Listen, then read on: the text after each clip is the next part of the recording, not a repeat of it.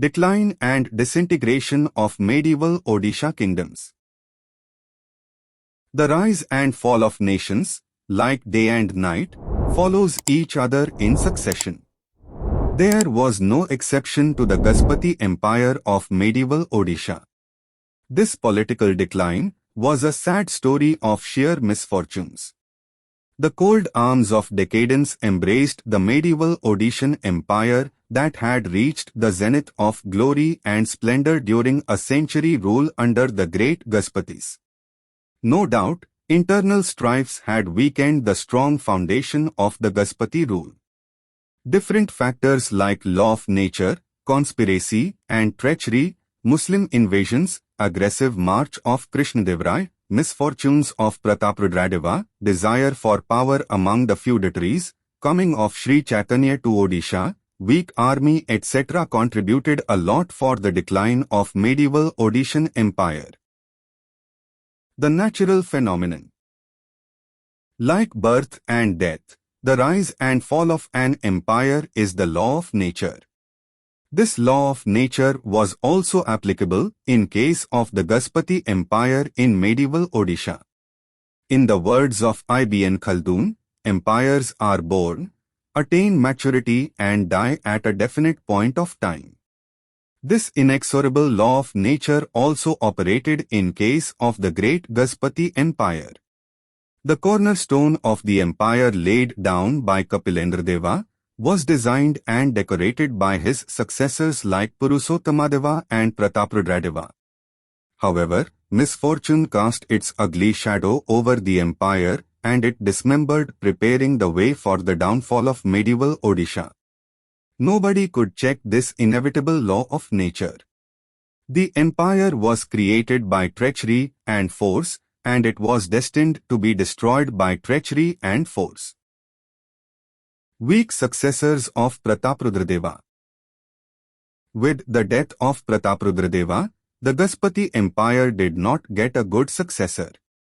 His valiant son Veerbhadra had committed suicide in the court of Krishnadevaraya. So, the other two sons of Prataparudradeva, Ramchandradeva and Purusottamadeva, nicknamed as Kaludeva and Kakrudeva respectively, came to the throne in quick succession. These two brothers were killed by Govinda Vidyadhara, who founded the Bhoi dynasty on the ruins of the Suryavanshi Gaspati rule. Thus, it is apparent that with the passage of time, the great Gaspati dynasty could not produce great warriors like Kapilendradeva, Hamvira and Veerbhadra. So, the dynasty headed towards grave. The war between Hamvira and Purusottamadeva. The great fratricidal war between Hamvira and Purusottamadeva, the two sons of Kapilendradeva, sowed the seeds of dissension in the Gaspati Empire. The claim of Hamvira as the legitimate heir for the Gaspati throne was set aside by his father Kapilendradeva. Kapilendradeva, in a diplomatic way, asserted the claim of Purusottamadeva, injecting in the minds of the people of Odisha that it was the desire of Lord Jagannath. This led Hamvira to be revolutionary and prompted him to start a war of rebellion against Purusottamadeva. By this, he created a lot of problems for Purusottamadeva. Though people were silent spectators to this fratricidal war owing to their fear to Lord Jagannath, still an undercurrent of sympathy they cherished in their heart for Hamvira. This undoubtedly undermined the prestige of the Gaspati king and gave scope to the feudatories to fish in such type of troubled water in future. The Muslim attack. The Muslim rulers posed great menace to the policy of territorial expansion of the Gaspati rulers. The Muslim invaders came during the reign of almost all the Gaspati kings, sometimes intervened in their home affairs and attacked their empire in some crucial moments, thereby crippling and reducing the power, prestige and honor of the Gaspatis. As stated earlier, the attack of Mahmud Shah, Mahmud Sharki and Hussain Sharki, the sultans of Bengal, had compelled Kapilendradeva to deal with them, relegating his preoccupation to distant background from time to time. During the reign period of Purusottamadeva, Bahmani Sultan Muhammad Shah had sent Malik Hussain Bheri to help Hamvira in capturing the Gaspati throne of Odisha. Prataparudradeva had to deal with Hussain Shah of Bengal and Oli Autab Shah of Golakunda. All these Muslim invasions made huge loss of manpower and resources of the Gaspatis, thereby weakening the internal structure of the Suryavanshi rule. Invasion of Krishnadevaraya. Krishnadevaraya of the Vijayanagara Empire became a potent threat to the very existence of the Gaspati kingdom. His repeated attack on Odishan Empire from 1512 to 1519 AD shattered the prestige of the empire. He defeated the Orhiya army in battle after battle. The fall of Kondavidu, Udayagiri, Kondapalli forts and minor fortresses like Addanki, Vinukonda, Bellamkonda, Tangenda etc. took place in quick succession, and Krishnadevaraya accomplished all these conquests and broke the morale of the Odishan army. Dark clouds loomed large in the horizon of Odisha when Gaspati Prataparudradeva signed a humiliating treaty with Krishnadevaraya, as stated earlier. This subdued and shadowed the power and personality of Prataparudradeva. This also weakened the mental strength of the Odishan army. The result of the protracted struggle of Prataparudradeva with Krishnadevaraya was politically disastrous because the far-flung Gaspati Empire was greatly curtailed in the south due to Krishnadevaraya, the mightiest emperor at the Vijayanagara Empire. Adversities of Prataparudradeva. Prataparudradeva was encompassed with insurmountable problems that broke his mental strength. The territorial loss broke the imperial zeal of Prataparudra. His valiant son Birbhadra was a prisoner at the hands of Krishnadevaraya. He was a notable sword fighter by that time.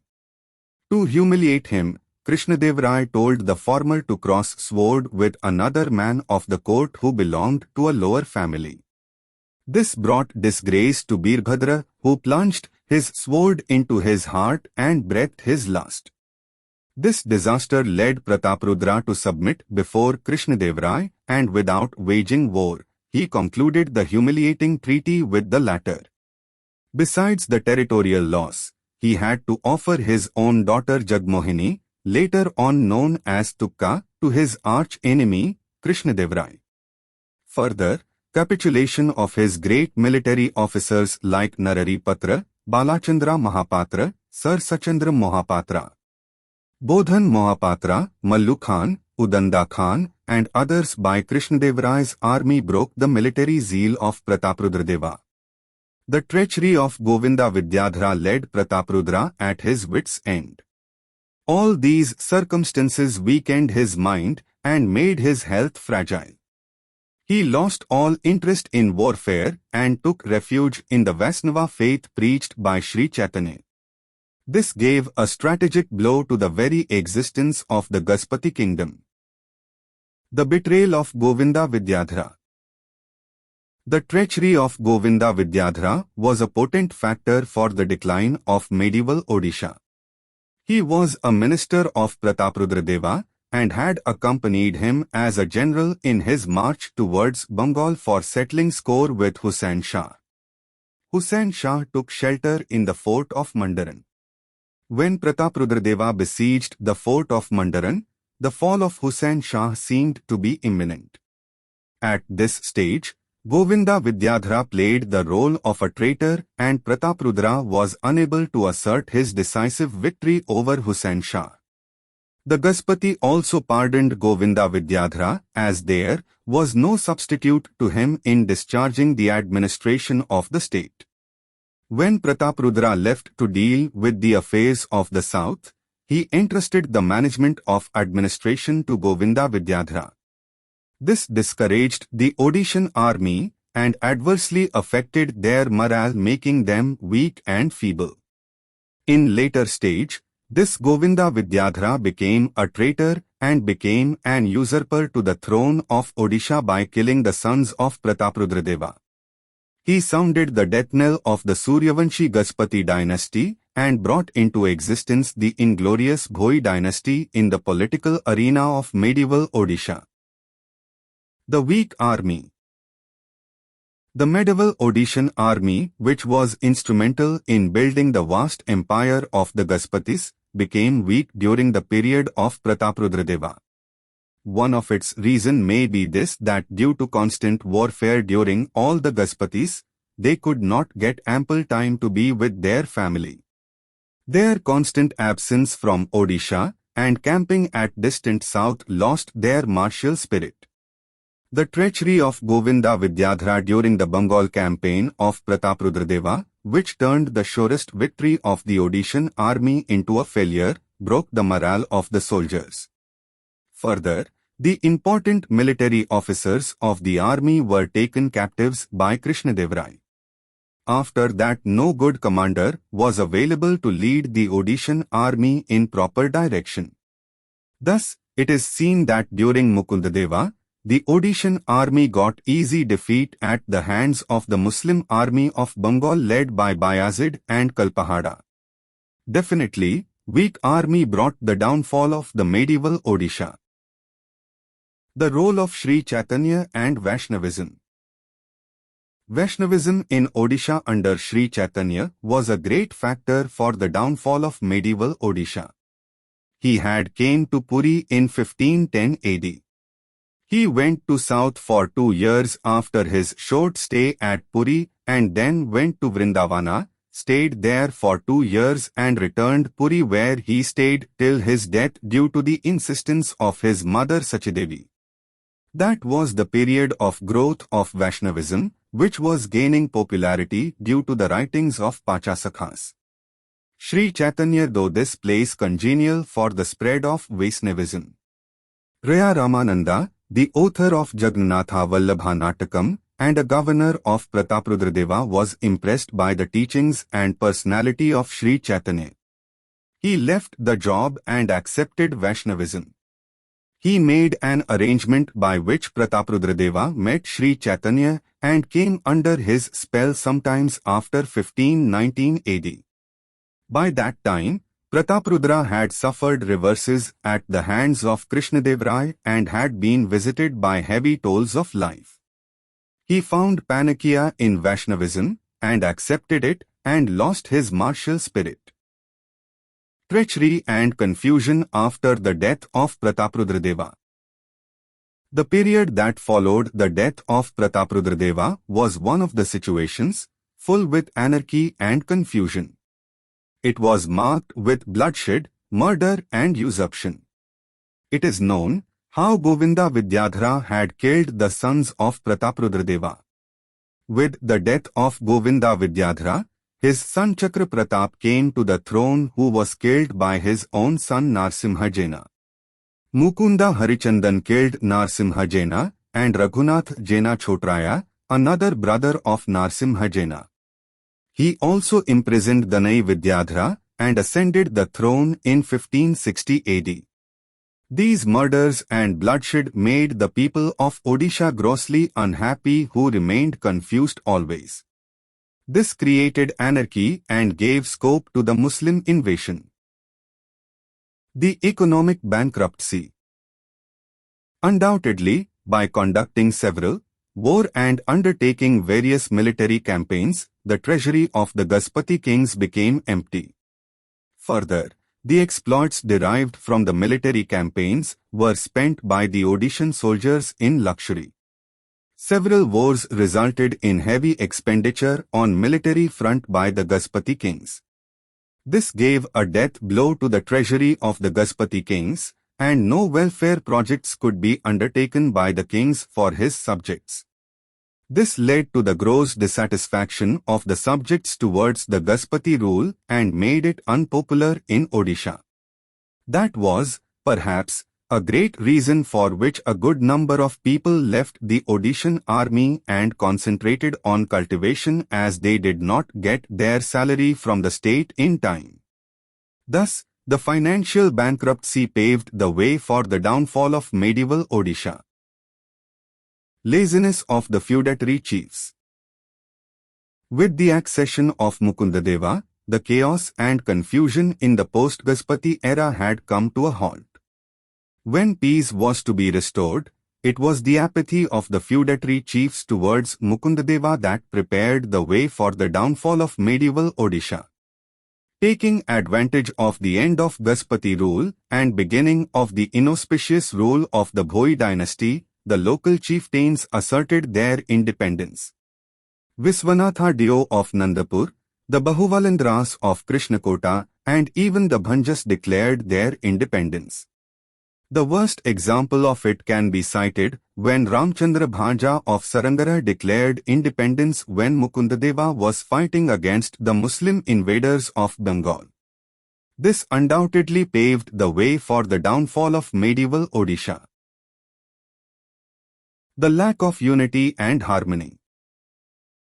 Lack of unity and solidarity among the chieftains after the fall of the Gaspati Empire paved the way for the Muslim invasion. When Bayazid and Kalpahada attacked Odisha, it was the duty of all the feudatory chiefs to ignore the differences among them and to offer unconditional help to Mukundadeva for averting the Muslim menace. Petty interests kept them disunited and weakened the strength of the Orhia, giving chance to the Muslim army of Bengal to be victorious on this soil. Had it not been so, then the Muslim army would have definitely been defeated by the combined army of Odisha under the redoubtable leadership of Mukundadeva. The attack of Kalapahada. Taking the anarchy and confusion of Odisha into consideration, Sulaiman Karrani, the Afghan ruler of Bengal, dispatched an army under the leadership of his son, Bayazid, and General Kalapahada. Kalapahada brought a great damage to the temple of Odisha after Mukundadeva was defeated. The death of Mukundadeva and subsequently of Ramchandra Bhaja led Kalapahada to show his barbarism on this soil and to smash the pride of this land. The people of Odisha were frightened so much by the acts of Kalapahada that nobody ventured to go against him. Thus, the invasion of Kalapahada gave a final touch to the downfall of medieval Odisha. The medieval Odishan Empire had reached the historical climax with the rule of the Suryavanshi Gaspatis. So, this is the end of this video. If you enjoyed it, don't forget to give it a big thumbs up and hit that subscribe button if you haven't already. To get the note of this video, scan the above QR code or check description to get the link. Thanks for watching. Have a beautiful day.